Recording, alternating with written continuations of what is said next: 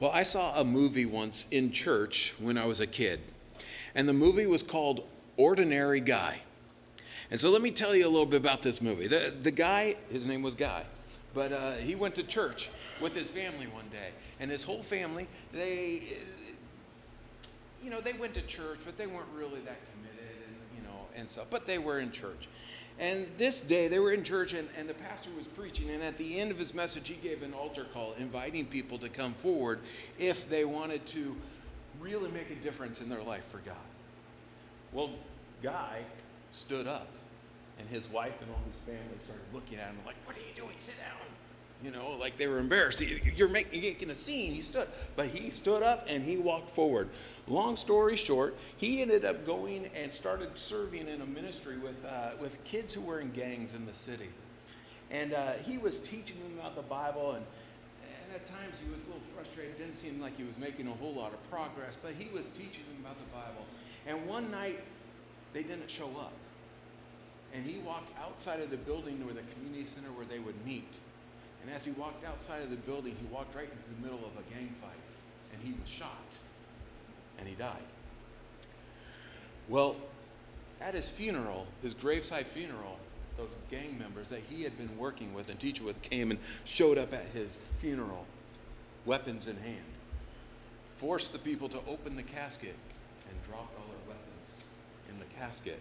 And then the movie ends with him sitting in heaven with these gang members talking. And it was just it's a great story and stuff, but when I watched this movie, it really made me think, wouldn't it be cool if my life really counted for God?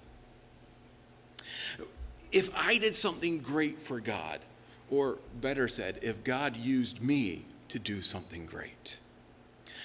If God used me to share the gospel, if God used me to see someone come to faith in Christ, if God used me to teach people about the one true God and to disciple or mentor people, or if God used me to comfort someone who's hurting or encourage or serve or give of myself for him, what if God used me to impact lives for the kingdom? And you may be asking, would God really use an ordinary guy like me or like you? An ordinary girl, an ordinary man, an ordinary lady? Would God use just ordinary people? Could he work through me?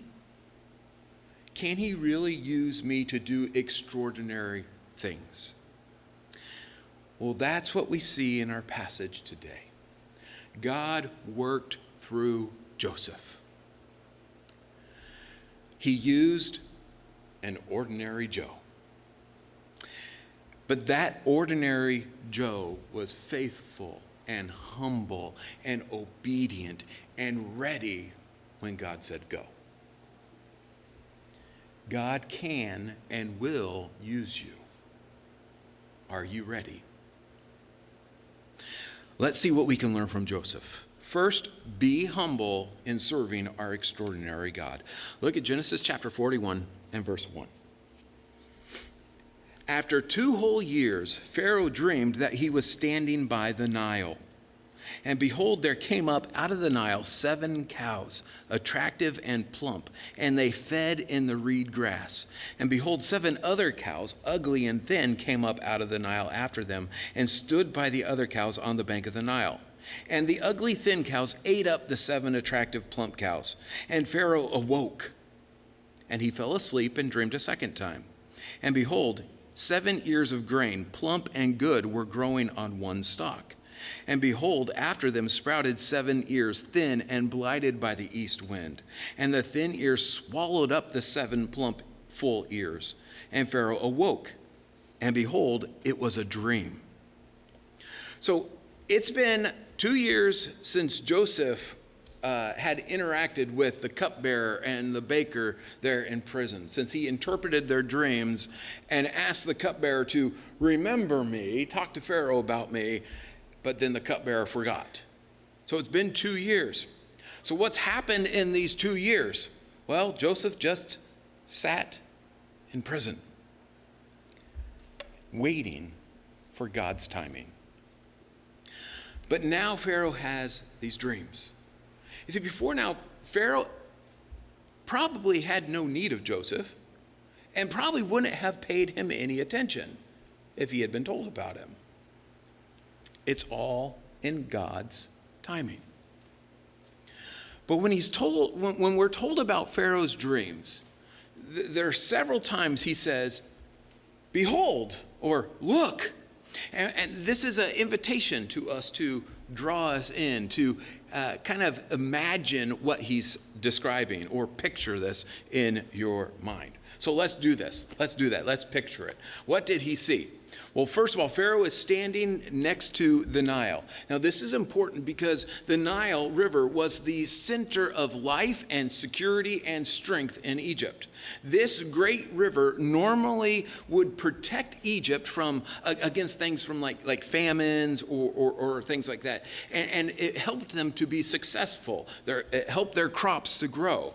So it's natural that the Nile would be involved here in this dream. But we will learn later that even the Nile won't be able to help them in this case. Well, then he sees these two sets of cows. And these cows come up out of the Nile. Now, when I read that, I imagine cows just coming up out of the water and the water dripping off their heads and, kind of like some sci-fi movie or something like that. Where'd those cows come from, But that's not really what's happening. It's a lot more normal than that. You see, cattle in Egypt would go down and stand partially submerged in the Nile River. So they'd go into the river a little ways in order to cool off in the heat and to protect themselves from flies and bugs. And so they were just hanging out in the water, and they come up onto land to feed. So after cooling up, they come up to graze in the grass. Then you have the second set of cows. The first set of the cows. Let me talk about the first set first. The first set of cows comes up, and they are healthy. And they are strong, and they looked good and well fed. And this is how Pharaoh would expect cows in Egypt to look. And so this started out as a good, peaceful dream. But then you have this second set of cows. And the second set of cows, this is a shocking sight to see because they are ugly and thin and weak. And then, not only that, but they come up and stand next to the other cows, and what do? Those sick-looking cows ate the good, strong cows. Now, this would be another unusual sight. And I have to admit, I often imagine, how in the world did that look like? Did they just open up their mouths real big and swallow the cows? Or I don't know. It doesn't matter, but this is where my mind goes. What did it look like? I don't know. But when that second group of cows cannibalized the first, Pharaoh's peaceful dream turned into a nightmare. It's upsetting, and he wakes up. But then after falling back asleep, he dreams again. But this time, it's about 2 sets of 7 ears of grain. And so in the first group, you have these 7 ears of plump, full-sized, good-looking grain. Now this, again, wouldn't be too surprising. I mean, this is probably what he would expect to find in Egypt because the Nile made the land fertile and it made it produce well. And so it looks really good. But then there's these 7 scrawny, withered ears of grain that come up. Now this is disturbing because you'd be thinking, not here in Egypt. We don't have grain like that.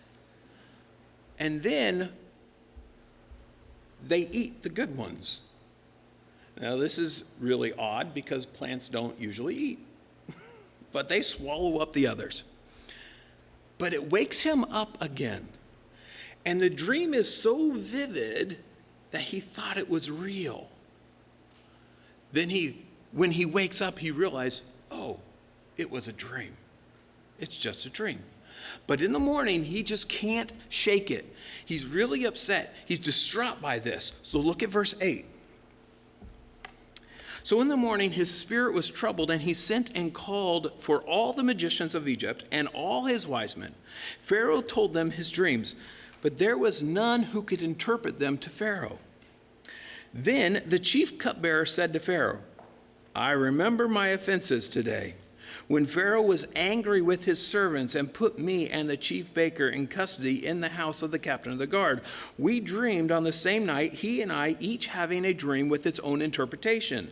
A young Hebrew was there with us, a servant of the captain of the guard. When we told him, he interpreted our dreams to us, giving an interpretation to each man according to his dream.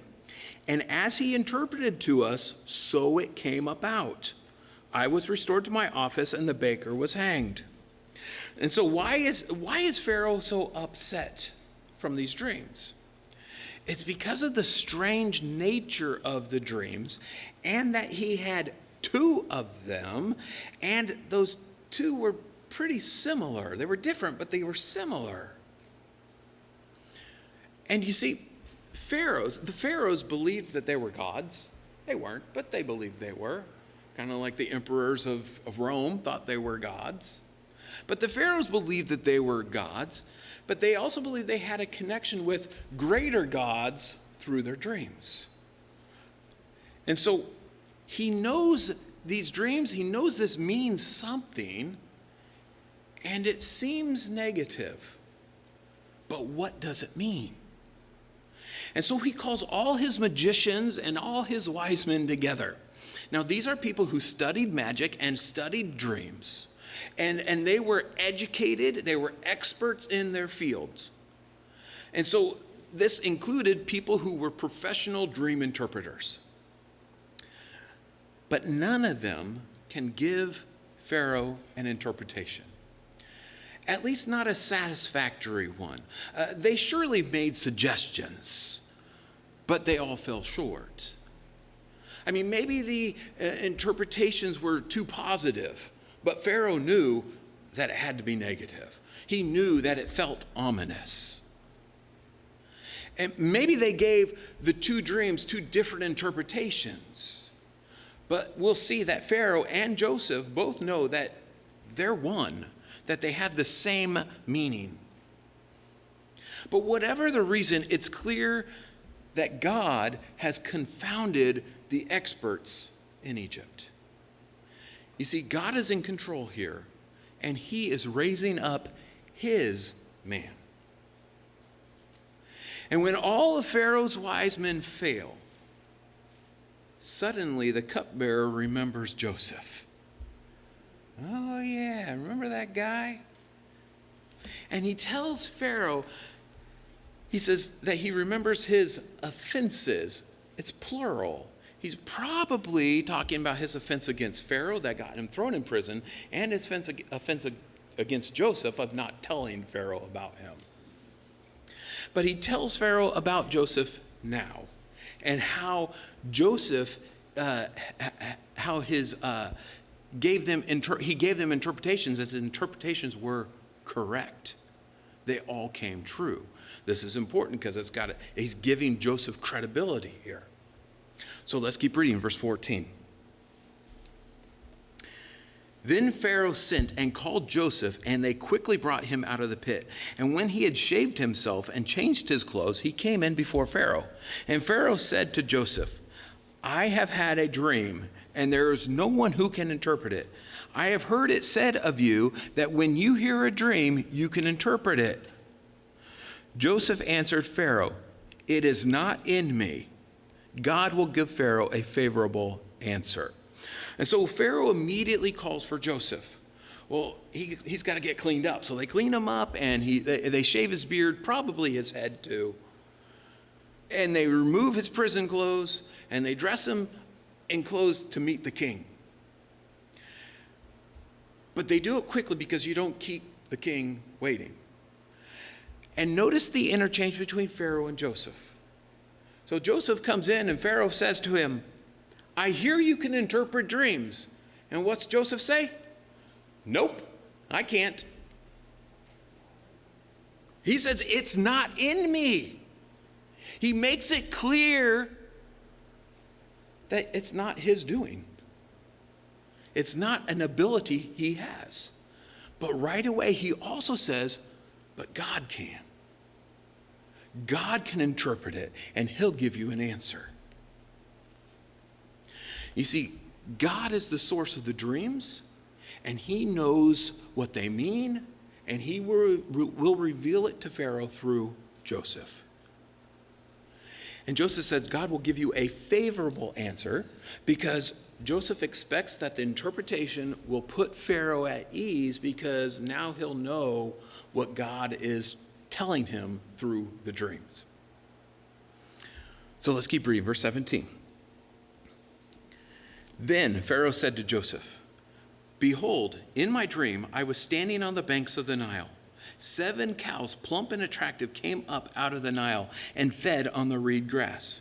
7 other cows came up after them, poor and very ugly and thin, such as I had never seen in all the land of Egypt. So we get a few more details here, and you can kind of see Pharaoh's distress here. He's like saying, I've never seen cows like this in Egypt. This is personal to him, and it's upsetting to him. And the thin, ugly cows ate up the first 7 plump cows. But when they had eaten them, no one would have known that they had eaten them, for they were still as ugly as at the beginning. So, sometimes people eat too much and they loosen their belt or whatever like that. Not here. Those skinny cows, they ate the big ones and you couldn't tell a thing. Then I awoke. Verse 22, I also saw in my dream 7 ears growing on one stalk, full and good. 7 ears withered, thin, and blighted by the east wind sprouted after them. And the thin ears swallowed up the 7 good ears. And I told it to the magicians, but there was no one who could explain it to me. Then Joseph said to Pharaoh, the dreams of Pharaoh are one. God has revealed to Pharaoh what he is about to do. The 7 good cows are 7 years, and the 7 good ears are 7 years. The dreams are one. The 7 lean and ugly cows that came up after them are 7 years, and the 7 empty ears, blighted by east wind, are also 7 years of famine. It is as I told Pharaoh. God has shown to Pharaoh what he is about to do. There will come 7 years of great plenty throughout all the land of Egypt. But after them there will arise 7 years of famine, and all the plenty will be forgotten in the land of Egypt. The famine will consume the land, and the plenty will be unknown in the land by reason of the famine that will follow, for it will be very severe.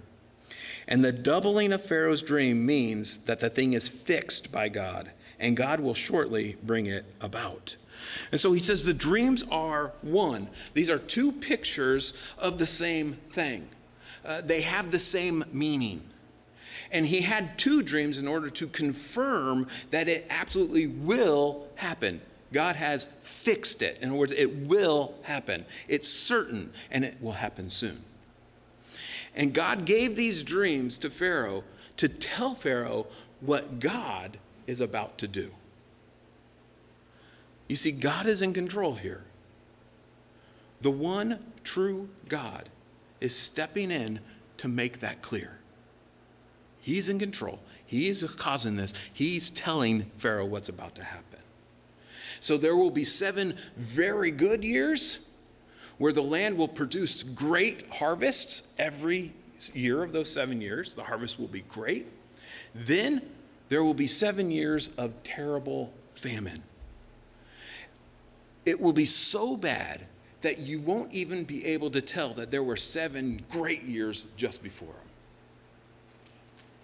All the evidence of the good years will be gone.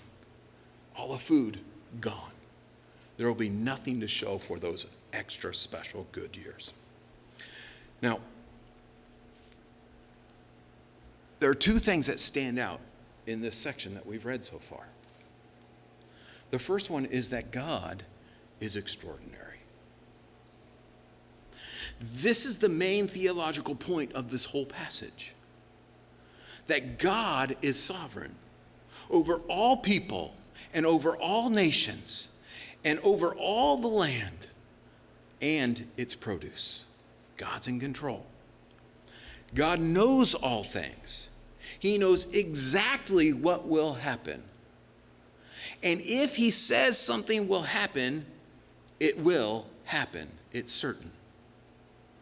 And God is able to put Joseph in the right place at the right time to do what God wants him to do. And Joseph is prepared to do it. I mean, it's been a rough 13 years for Joseph while he was a slave and while he was in prison. But he's in the right place at the right time, and he is ready. And God made sure of it. The second thing that we see here is that Joseph is humble. He knows he's just an ordinary guy, but he knows and serves God. And we learn from Joseph here. You see, we can't get all caught up in ourselves and what we are able to do or how great we are.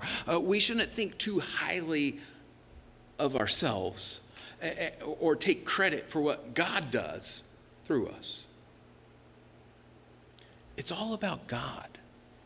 So put your confidence in God and give him the praise and glory. When God does great things through you, give him the praise, give him the credit, give him the glory. Be humble in serving our extraordinary God. So Joseph interpreted the dreams, but he doesn't stop there. He keeps talking. He takes a big risk, and he boldly tells Pharaoh what he should do. Wisdom and boldness come from knowing God. Look at verse 33.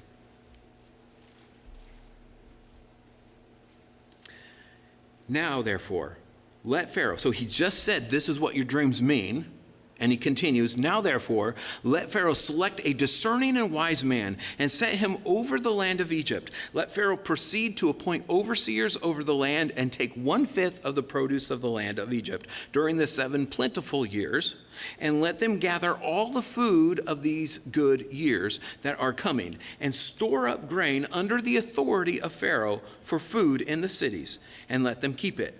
That food shall be a reserve for the land against the 7 years of famine that are to occur in the land of Egypt, so that the land may not perish through famine. This proposal pleased Pharaoh and all his servants, and Pharaoh said to his servants, can we find a man like this, in whom is the Spirit of God? Then Pharaoh said to Joseph, since God has shown you all this, there is none so discerning and wise as you are. You shall be over my house, and all my people shall order themselves as you command. Only as regards to the throne will I be greater than you. And Pharaoh said to Joseph, see, I have set you over all the land of Egypt. Then Pharaoh took his signet ring from his hand and put it on Joseph's hand, and clothed him in garments of fine linen, and put a gold chain about his neck. And he made him ride in his second chariot, and they called out before him, bow the knee. Thus he set him over all the land of Egypt. Moreover, Pharaoh said to Joseph, I am Pharaoh, and without your consent no one shall lift up hand or foot in all the land of Egypt. When Joseph is speaking to Pharaoh here, he is speaking as a prophet. I mean, first he tells Pharaoh what God is going to do in his land, in this land, and by interpreting the dreams. But he tells him what God's going to do. And then he tells Pharaoh what he needs to do for his land to be saved. He tells Pharaoh to set up a network of supervisors throughout Egypt, and then collect a portion of all that's harvested in the good years in order to have food during the years of famine. And he specifies that Pharaoh is to choose a wise man to oversee the whole operation. Now, this is bold and risky because Pharaoh didn't ask him what he should do. It's good advice, but the king didn't ask for it. But he takes the risk anyways. Why did Joseph give this advice? Well, it's because God revealed the plan for a reason. And that when he tells them about the famine, the good years and the famine, it requires action. So he's been told the plan, and it requires a response. You see, God doesn't reveal his truth to us just to entertain us. He has given us his word so that we can live it out. And he gives us boldness to do it, to do what he has told us to do. And so Joseph is bold because he knows God. His confidence is in God. And knowing God has made him confident. And years of being faithful to God and living in relationship with God have made him wise. In fact, we're told here that Pharaoh is pleased with Joseph's suggestion, and he is impressed with Joseph's wisdom.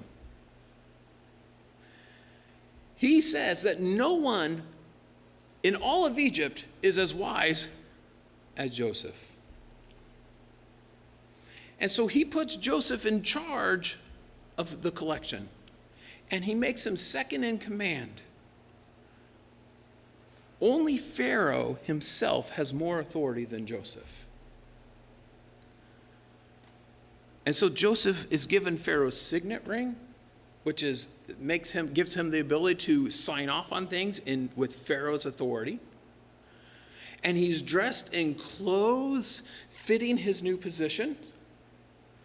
And they have a public ceremony to make it known that he's in charge.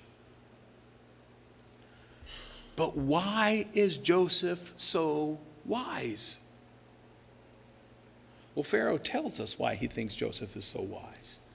He says, is there anyone else in whom the Spirit of God is? It's because of the Spirit of God working in Joseph. It's clear to Pharaoh that God's Spirit is working through Joseph. And because it's clear to him because Joseph was able to interpret these dreams that no one else was able to interpret. The dreams from God, Joseph knows what it means. God's working through Joseph. You see, Joseph knows things. He understands things. But Joseph's wisdom, as he made it clear, comes from God. He's just an ordinary guy, but he's an ordinary guy who knows God. And Joseph is a young guy. He's 30 years old at this point. And a lot of times when we think of people being wise, what do we think of? Old gray hair, right? I mean, we think that it comes with age and experience. That's where wisdom comes. But Joseph is a young guy. But he's a young guy who knows God. You see, as we draw near to God and as we faithfully follow him, God gives us wisdom. And God will even give you wisdom beyond your years. You see, God is a better teacher than even experience. Spending time with God, you learn better than even through experience. As Proverbs 1:7 says, the fear of the Lord is the beginning of all knowledge. You want to be wise? You got to know God. Spend time with God. Wisdom and boldness come from knowing God. So spend time with him. Read his word. Be faithful to him. And he will make you wise. Well, Joseph's life was changed in a moment. He went from being a slave in prison to being number 2 in all of Egypt. But one thing will stay the same: his relationship with God. you can live in the world and maintain your devotion to God. Look at verse 45.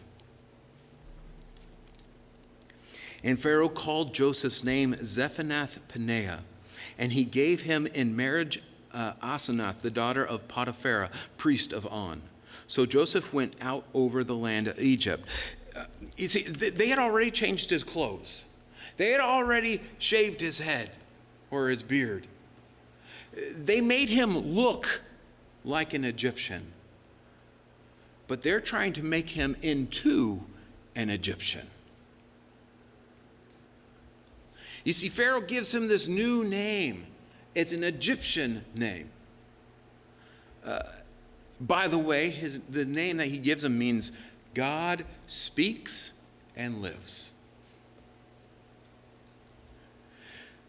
And the fact that Pharaoh names him demonstrates that Pharaoh does still have more authority than Joseph, because he has authority to give Joseph a new name. So Joseph is still below Pharaoh. But he changes Joseph's name to make him an Egyptian. He's got to be like us, the Egyptians. Well, then Joseph is given a wife. And she's not just any old person. She's not just anyone. She is the daughter of a prominent pagan priest, a priest of a false god. So Joseph is now married into Egyptian nobility. And this, on its own, this also probably put pressure on him to worship the Egyptian false gods, to worship the gods as they did. You see, Joseph is being submerged into Egyptian culture, a culture that does not know or believe in the one true God. They don't believe in Joseph's God. But look what happens. Let's keep reading verse 46. Joseph was 30 years old when he entered the service of Pharaoh, king of Egypt. And Joseph went out from the presence of Pharaoh and went through all the land of Egypt. During the 7 plentiful years, the earth produced abundantly, and he gathered up all the food of these 7 years, which occurred in the land of Egypt, and put the food in the cities. He put in every city the food from the fields around it. And Joseph stored up grain in great abundance, like the sand of the sea, until he ceased to measure it, for it could not be measured. Before the year of famine came, 2 sons were born to Joseph. Asenath, the daughter of Potiphera, priest of On, bore them to him. Joseph called the name of the firstborn Manasseh, for, he said, God has made me forget all my hardship and all my father's house. The name of the second he called Ephraim, for God has made me fruitful in the land of my affliction. The 7 years of plenty that occurred in the land of Egypt came to an end, and the 7 years of famine began to come. As Joseph had said, there was famine in all the lands, but in all the land of Egypt there was bread. When all the land of Egypt was famished, the people cried to Pharaoh for bread. Pharaoh said to all the Egyptians, go to Joseph. What he says, you do. What he says to you, do. So when the famine had spread all over the land, Joseph opened all the storehouses and sold to the Egyptians, for the famine was severe in the land of Egypt. Moreover, all the earth came to Egypt, to Joseph, to buy grain, because the famine was severe over all the earth.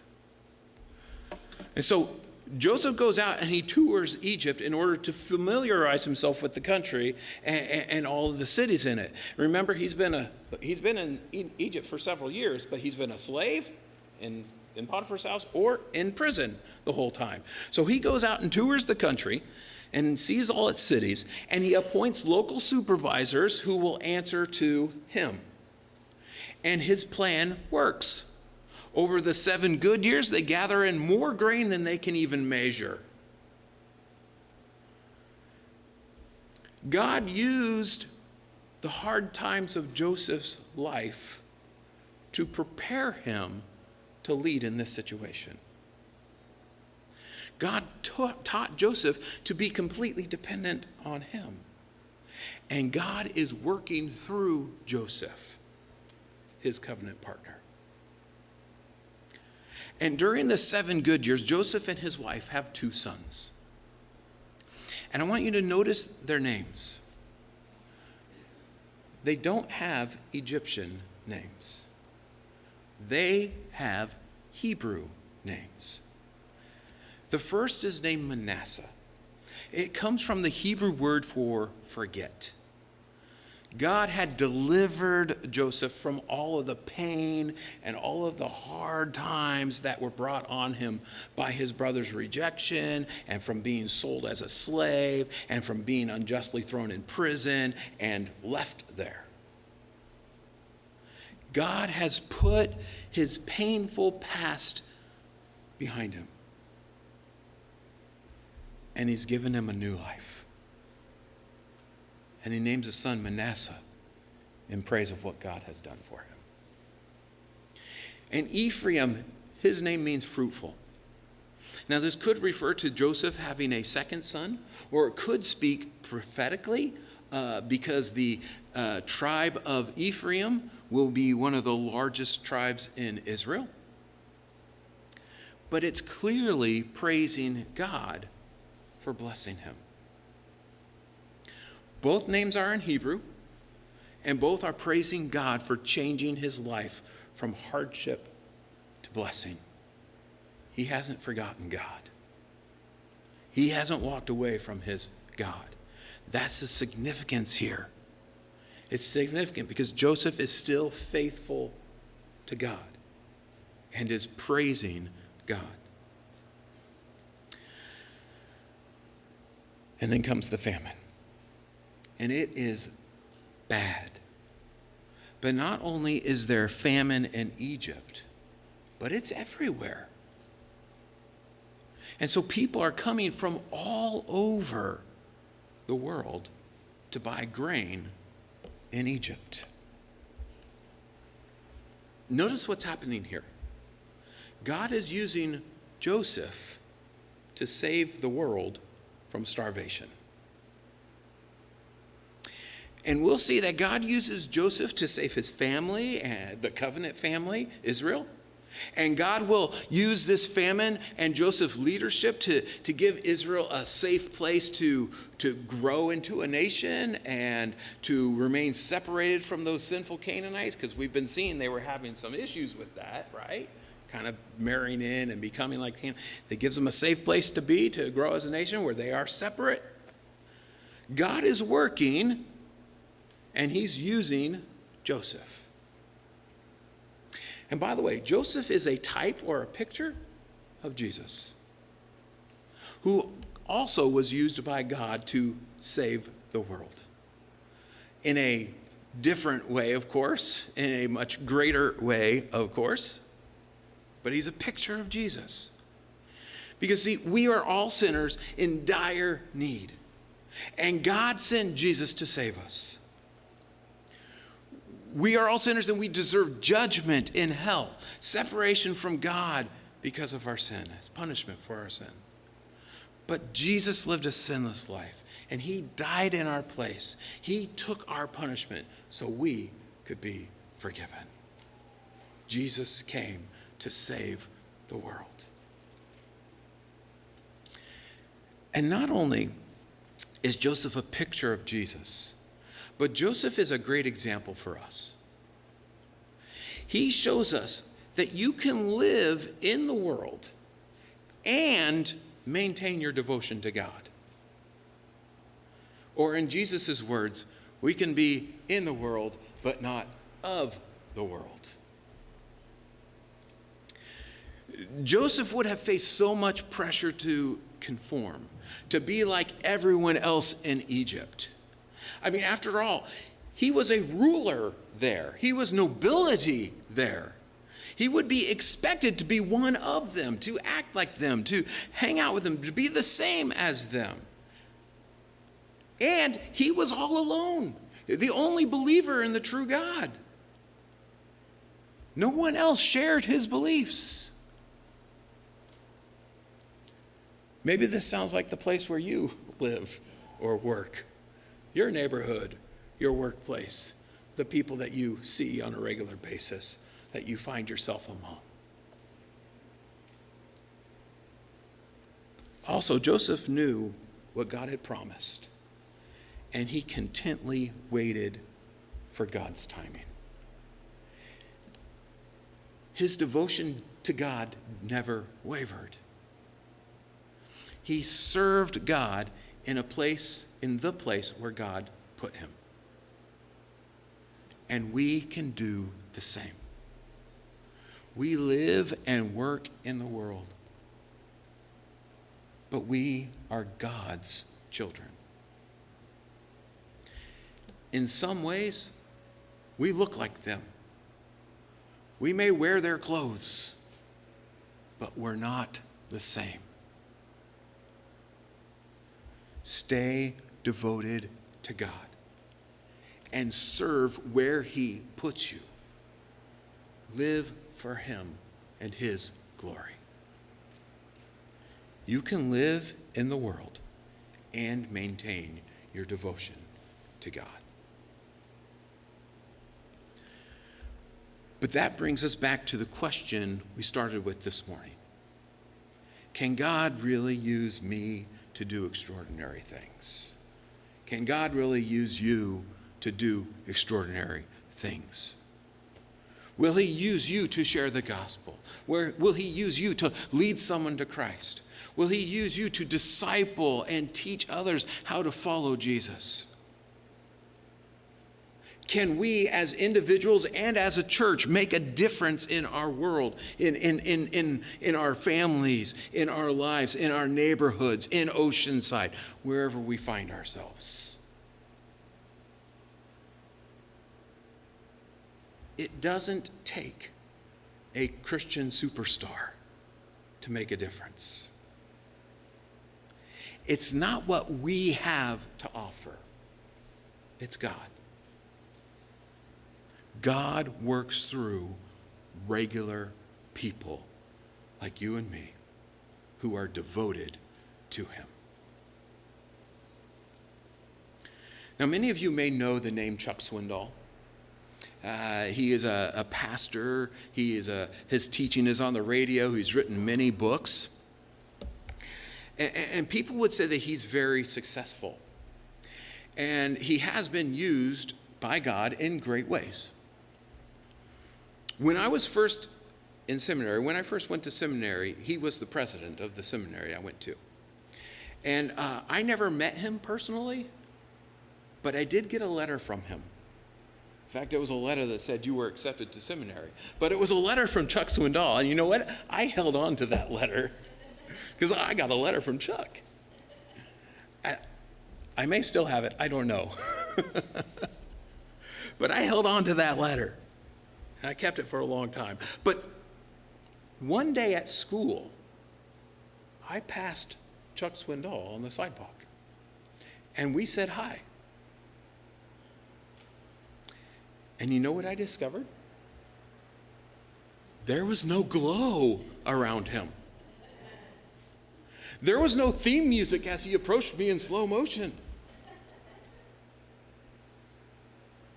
I saw him. I heard him, and he seemed to me like a quiet, humble, ordinary guy who serves an extraordinary God. We have an extraordinary God. He is awesome. He is sovereign and powerful. He has no limits. Don't forget that. And when his people humbly draw near to him and seek him and follow him, he gives those ordinary people great wisdom and boldness, and he will use them to do extraordinary things for him. You and I, we're just ordinary Joes, but we know and serve an extraordinary God.